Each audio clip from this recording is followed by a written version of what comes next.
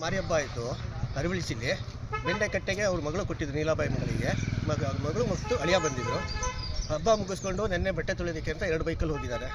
ಬೈಕಲ್ಲಿ ಹೋಗ್ಬಿಟ್ಟು ಬಟ್ಟೆ ತೊಳಿಬೇಕಾದ್ರೆ ಏನಾಗಿದೆ, ಪಾಪ ಅವರು ಊಟಕ್ಕೂ ಕಟ್ಕೊಂಡು ಹೋಗಿದ್ದಾರೆ. ಇಲ್ಲಿಂದ ತಂದು ಹೋದಾಗ ಏನಾಗಿದೆ, ಸೋಪು ಏನೋ ಜಾರು ಬಿದ್ದಿದೆ ಅಂತೇಳಿ ಒಬ್ಬರು ಏನೋ ಹೋಗೋದಕ್ಕೆ ಹೋಗಿದ್ದಾರೆ. ಹೋದಾಗೆ 4 ಜನನೂ ಹೋಗಿದ್ದಾರೆ. ಅಲ್ಲಿ ತಕ್ಷಣ ಕಂಡಂಥ ಪಕ್ಕದವರು ನೋಡಿ ಬಚಾವ್ ಮಾಡೋಕ್ಕೆ ಟ್ರೈ ಮಾಡಿದ್ದಾರೆ, ಆಗಿಲ್ಲ. ಬಟ್ ವಿಚಾರ ತಿಳಿಸಿದ ತಕ್ಷಣ ಅಲ್ಲಿಗೆ ಇವರು ಅಗ್ನಿಶಾಮಕ ದಳ ಇರ್ಬೋದು, ಆಮೇಲೆ ಪೊಲೀಸ್ ಇರ್ಬೋದು, AC ಇರ್ಬೋದು, ತಹಸೀಲ್ದಾರ್ ಇರ್ಬೋದು, ತಕ್ಷಣ ದಿಢೀರ್ ಭೇಟಿ ಕೊಟ್ಟರು, ಚಾಲನೆ ಕೊಟ್ಟರು. ಬಟ್ ಸಿಗಲಿಲ್ಲ. ಅಲ್ಲಿಗೆ ಸಿಗಲಿಲ್ಲ ಕಾರಣಕ್ಕೆ ಅಲ್ಲಿಂದ ಮಂಗಳೂರಿಂದ ಈಶ್ವರ್ ಮಲ್ಪೆಯನ್ನು ಮುಳುಗು ತಜ್ಞರನ್ನು ಕರ್ಕೊಂಡ್ಬಂದು ಅವರು ತಡರಾತ್ರಿ 3 ಗಂಟೆಯಿಂದನೂ ಸತತ ಪ್ರಯತ್ನ ಮಾಡ್ತಿದ್ದಾರೆ. ಬಟ್ ಆದರೂ ಸಿಗ್ತಾ ಇಲ್ಲ ಅದನ್ನು. ಬಟ್ ನಾವು ಗ್ರಾಮಸ್ಥರು ಪ್ಲಸ್ಸು ಎಲ್ಲ ಮುಖಂಡರು ಸೇರಿಕೊಂಡು ಅವರಿಗೆ ಸಹಾಯ ಮಾಡ್ತಾಯಿದ್ದೀವಿ, ಆಗ್ತಾಯಿಲ್ಲ. ಆದರೆ ಪಾಪ ಇನ್ನೊಂದು ಬೇಸರ ಸಂಗತಿ ಏನು ಅಂತಂದರೆ, ಆ ಮಗುಗೆ ಬೆಂಡೆಕಟ್ಟೆಗೆ ಕೊಟ್ಟಿದ್ದ ಮಗಳಿಗೆ 2 ಮಕ್ಕಳಿದ್ದಾರೆ. ಒಂದು 4 ವರ್ಷದ, ಒಂದು 5 ವರ್ಷದ ಮಗು ಇದೆ. ಅನಾಥರಾಗಿದ್ದಾರೆ ಮಕ್ಕಳು. ಅವ್ರದ್ದು ಕಷ್ಟ ಪಾಪ ತುಂಬ ನೋಡಿ ತುಂಬ ಕಷ್ಟ ಆಗ್ತಾಯಿದೆ.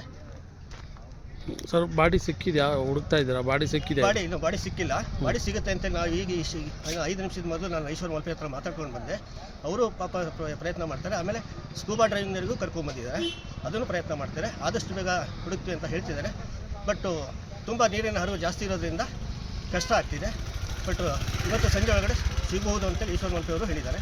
ಬಟ್ ನಾವು ಅವ್ರಿಗೆ ಏನು ಬೇಕಾದ ಅಗತ್ಯ ಸಹಾಯವನ್ನು ಮಾಡ್ತಾ ಇದ್ದೀವಿ.